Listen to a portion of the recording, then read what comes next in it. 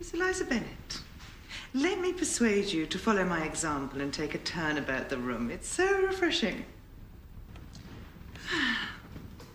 Will you not join us, Mr. Darcy? That would defeat the object. What do you mean, sir? What on earth can he mean? I think we would do better not to inquire. May we insist on knowing your meanings, sir?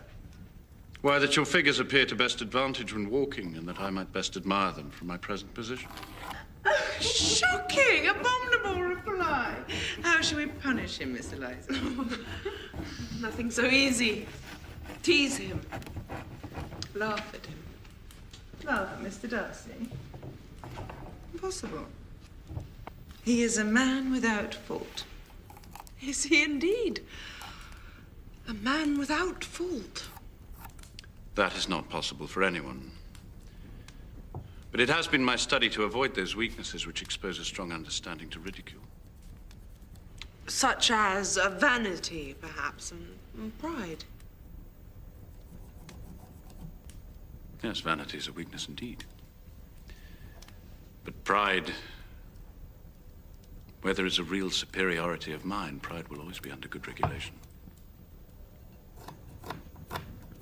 I have faults enough, Miss Bennet, but I hope they are not of understanding. My temper I cannot vouch for. It might be called resentful. My good opinion, once lost, is lost forever. That is a failing indeed.